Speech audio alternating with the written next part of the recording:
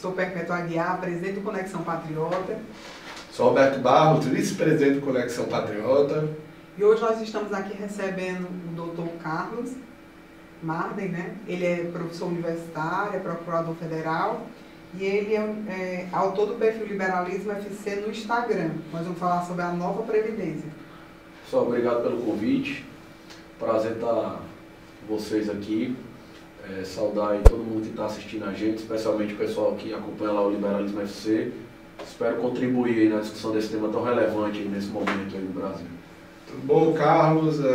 Conversar sobre essa nova Previdência que foi fruto de muita discussão nos últimos meses e finalmente a gente está chegando no passo final. Em relação, qual que você classificaria com as principais mudanças para as pessoas que não conhecem do que está mudando nessa nova proposta formatada pelo governo Bolsonaro? Bom, na verdade, acho que a mudança mais radical envolve os requisitos para se aposentar, né? Embora existam muitas mudanças, essa PEC ela tende a ser ela é a maior proposta de emenda constitucional hoje em termos de texto que já teve, número de artigos, páginas. Mas assim, basicamente as mudanças vão envolver os requisitos para a aposentadoria, porque acontece o quê? Hoje em dia nós temos na Previdência brasileira dois tipos de aposentadorias diferentes. Você pode se aposentar por idade ou você pode se aposentar por tempo de contribuição. Pelo menos quem é vinculado ao INSS. Né? Sim.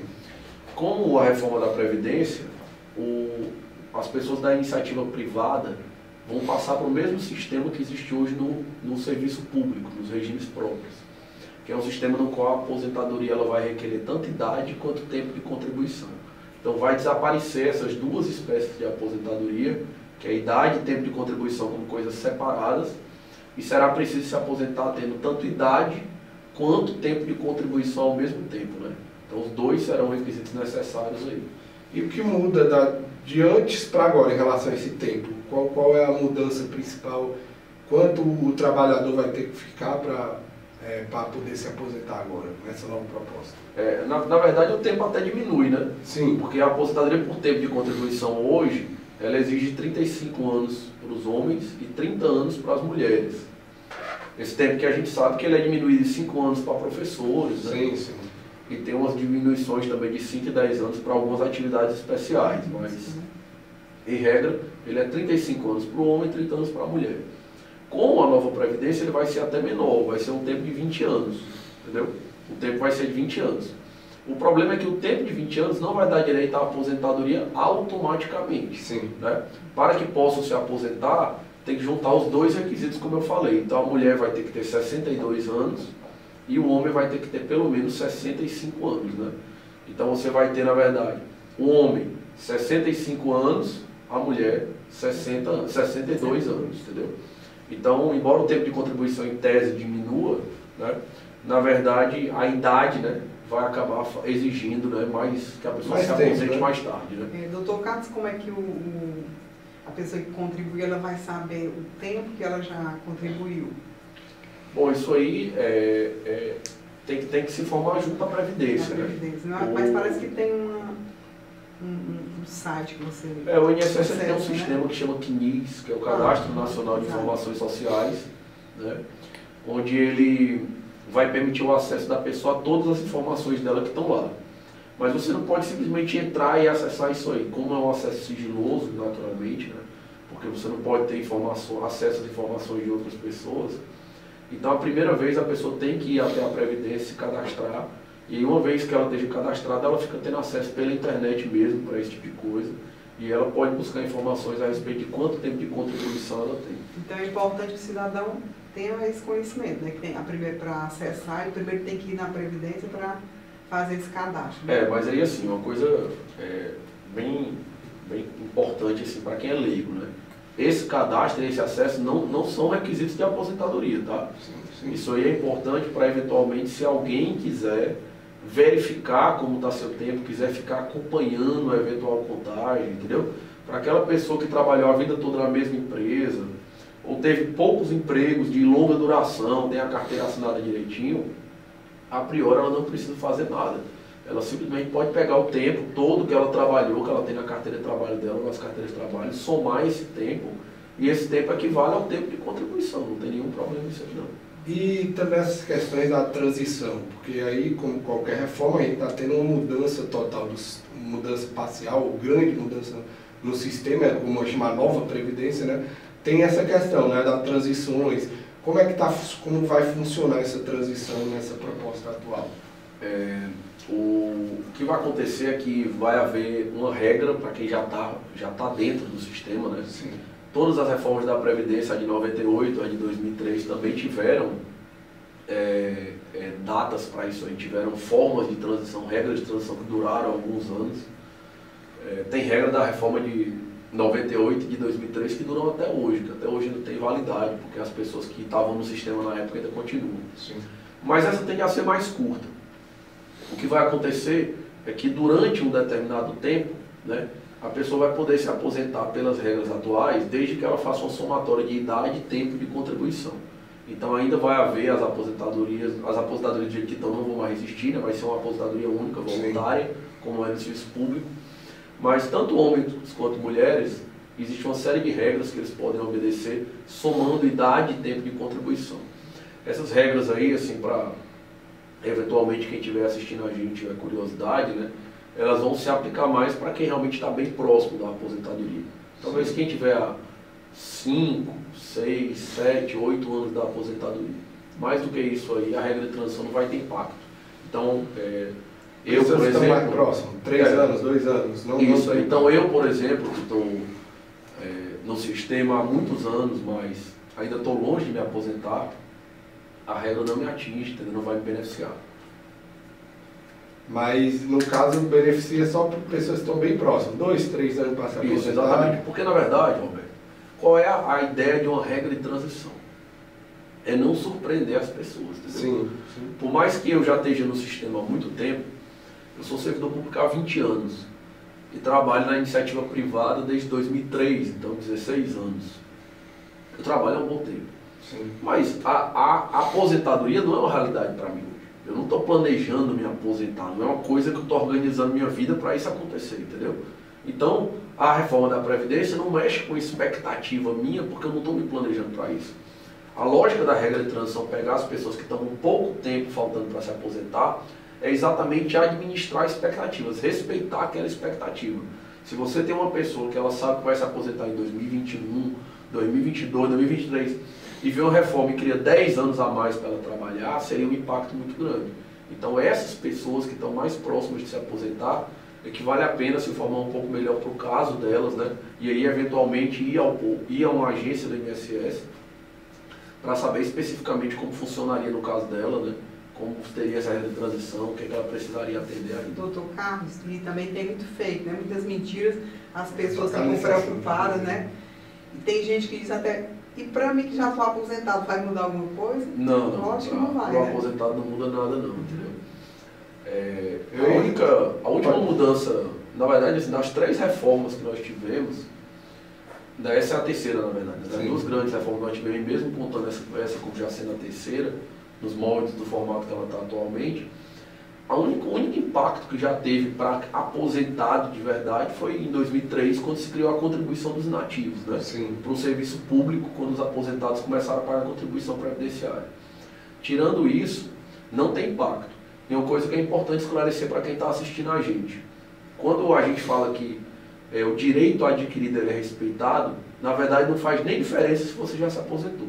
Aquela pessoa que ela é aposentada, ela não vai ser atingida pela reforma. Mas pode haver uma pessoa que já tem direito de se aposentar e não pediu a aposentadoria dela também. Essa pessoa também não é atingida. Porque ela já poderia, no dia que sair a reforma, que estou falando hoje, né? No dia que a reforma for promulgada, quem tiver o direito de se aposentar até aquele dia, mesmo que não tenha pedido a aposentadoria, né, continua com o seu direito respeitado, porque já tinha adquirido sobre a égide do texto anterior da Constituição. Eu queria perguntar, Carlos, os principais mitos, porque a gente teve um debate muito forte, a esquerda tentando descredibilizar essa nova Previdência. Quais os principais mitos que você acha que foram espalhados, que ficou um pouco na cabeça de parte da população, assim, que são mentiras passadas infelizmente por algumas pessoas que querem atrapalhar esse projeto? Bom, é porque às vezes, entendeu? Existem duas formas de você prejudicar um projeto, entendeu? Sim. Às vezes você conta mentiras a respeito dele, e às vezes você conta verdades que não querem dizer nada, entendeu? Números que não querem dizer nada. Então, vou dar um exemplo aqui, por exemplo. A gente teve, vez por outra, você vê algum político de oposição falando que essa reforma vai atingir 80% da reforma atinge as pessoas que ganham até 2 salários mínimos, por exemplo. Que a reforma atinge, sei lá, 60% dos atingidos pela reforma serão os que ganham 1 salário mínimo. Sim. Esse número ele é verdadeiro? Ele é verdadeiro. Mas ele é um número que não serve para nada. Por quê? Porque a verdade é que 80% dos benefícios do INSS são benefícios de até 2 salários mínimos. Entendeu? Então não importa qual é a reforma. Qualquer tipo de reforma vai atingir 80% da sua atingida vão ser quem ganha 2 salários mínimos. Não porque a reforma é direcionada contra essas pessoas, mas porque o design da Previdência Social é a gente ter pouca gente ganhando muito e muita gente ganhando pouco, entendeu? Os benefícios previdenciários, mais da metade deles são pagos no valor de 1 salário mínimo. Então, qualquer reforma da Previdência vai atingir em grande parte as pessoas que ganham 1 salário mínimo? Sim. Porque é a maioria das pessoas, não tem o que fazer, entendeu? Qualquer reforma da Previdência vai atingir isso. E no mais, assim, né, a reforma tinha alguns pontos bem controversos que continuam sendo propalados por algumas pessoas que, não sei se de má fé ou porque não estão bem informadas, como quando dizem que ainda vai ter sistema de capitalização, né, que não vai ter mais, ou que a aposentadoria vai ser... Acabou com o rural, que também não é verdade, também foi retirado. Né, o BPC, que é do idoso do deficiente, também foi retirado, entendeu? Então nada disso tem mais na reforma, né? E às vezes tem coisas na reforma que realmente são passadas de forma distorcida. Como por exemplo, a partir de agora o sujeito vai precisar trabalhar 40 anos para se aposentar. Isso não é verdade. Como eu falei, o tempo de contribuição exigido é bem menor. Desde que a mulher tenha 62 anos e o homem tenha 65, eles poderão se aposentar com um tempo bem menor do que 40 anos. De onde é que vem esse número de 40 anos, então? Ele é um número para que a pessoa receba o benefício integral que ela teria direito. Entendeu? Então vai haver uma forma de cálculo na qual quem tiver trabalhado, por exemplo, 20 anos, vai receber 60% do valor do benefício. Para cada ano a mais que ele trabalhar, aumenta 2%, por exemplo. Sim. De maneira que ele teria que trabalhar 40 anos para ter direito ao benefício integral. Mas aí isso não afeta o direito a se aposentar. Quando o homem completar 65 anos e a mulher completar 62, se eles tiverem completado o tempo mínimo previsto na reforma, eles podem decidir se aposentar imediatamente, não tem problema. Se eles optarem por continuar trabalhando para ter um impacto positivo na renda deles, aí é uma opção dele, mas não é um requisito para a aposentadoria. Então isso é uma história que tem sido mal contada também, que precisa ser esclarecida. A gente sentiu dessa vez, as reformas foram tentadas outras vezes e nunca foram conseguidas, né? Dessa vez a gente sentiu uma mudança, parecia que a população estava mais a favor, a gente teve movimentações inclusive na rua, pedindo a reforma da Previdência, que aí, acho que isso é algo inédito no mundo todo, né? Então a gente viu uma mudança. Por que você acha que isso aconteceu? Você acha que foi informação? Foi talvez também por causa dessa pressão do novo governo, um governo mais à direita também, né? Que tem essas pautas econômicas, tinha uma equipe econômica formada da área mesmo, pessoas especializadas na área.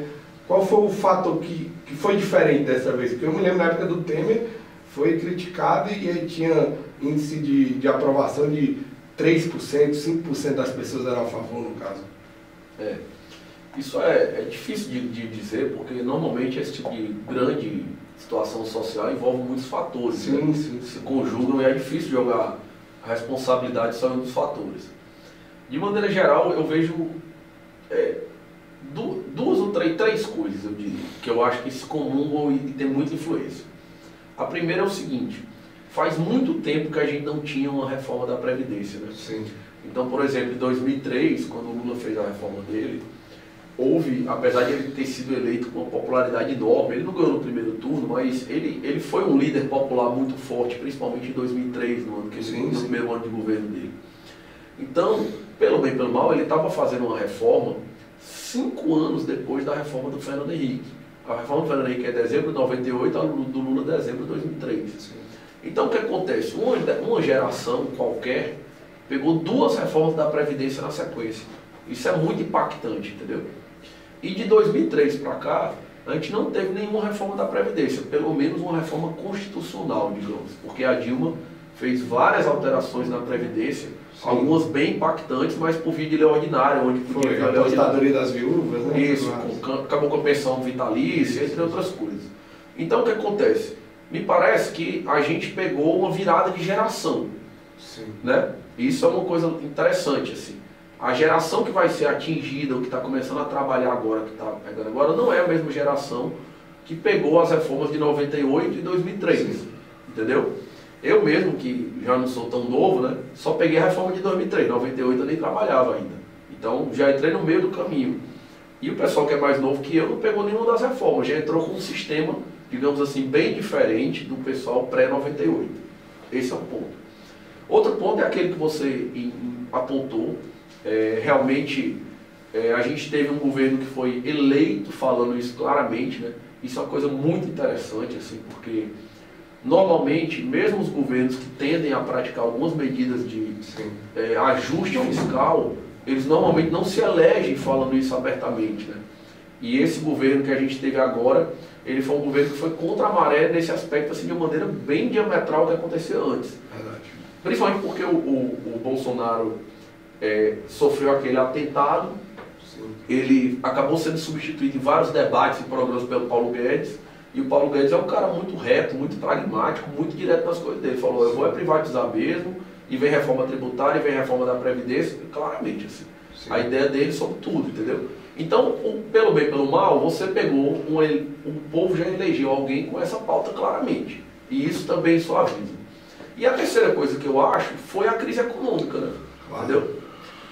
A minha geração, que é a geração que pegou o finzinho da inflação e viu o Plano Real nascer, né? Eu sou do tempo que a gente ia para o supermercado, tinha que ir no dia que recebia o salário, porque as coisas aumentavam de preço todo dia. Sim. Então tinha que correr para o salário do dia 30 lá, que era o dia que meus pais recebiam o salário, para gastar o dinheiro. E quando eu era jovem ainda, veio o Plano Real, então assim, eu vivi 2 realidades muito diferentes num tempo muito pequeno, de ter inflação e não ter. Então, a nossa geração, ou a geração um pouquinho mais nova que eu, que é essa geração que está sendo afetada pela reforma realmente de maneira significativa, essa geração ela nunca tinha pego uma crise econômica, né? Ela veio numa onda de ajustes, de inflação baixa, e de repente, quando teve o final do governo Dilma, com todos aqueles problemas econômicos que não estão dentro do nosso tema aqui, mas as pessoas de casa conhecem, aí eles viram uma inflação de 2 dígitos que eles nunca tinham visto no ano. Eles viram a maior depressão da história do Brasil, eles viram o desemprego aumentar, entendeu? Então eu acho que todos esses fatores cumularam. Você pegou uma geração que viu uma crise pela primeira vez, ela elegeu um governo comprometido com o reajuste, e esse governo emplacou uma reforma da qual ele já tinha falado para uma geração que nunca sofreu nenhuma reforma. Então a acumulação desses fatores me parece que converge para a gente ter uma reforma, digamos assim, que está tendo muito mais dificuldade de passar no Congresso do que teve de ser aceita nas ruas, sim, né? Que é o contrário das outras reformas, né? Para você ter uma ideia como isso é curioso, eu lembro muito bem que o relator da reforma de 2003 foi o Pimentel, entendeu? Mas ele foi o cara do PT que ele foi para o sacrifício, digamos assim, sim, porque ninguém queria ser o relator da reforma. Nesse caso foi o contrário. Tipo, havia uma pretensão de ser o relator da reforma. Ser o relator da reforma faz é promover a pessoa, né? E não desgastar a imagem política dela. Então isso mostra uma mudança de cenário muito grande, como você apontou, que não é fácil isolar os elementos, mas talvez esses elementos que eu falei aqui colaborem para isso. Então nós queríamos agradecer aqui a vez do Dr. Marden, acrescentou muito, tirou muitas dúvidas. E Roberto, o que você tem mais a falar? Para as pessoas se inscreverem no canal, apertarem no sininho, apertar no curtir, para acompanhar o canal do Conexão Online, e até a próxima.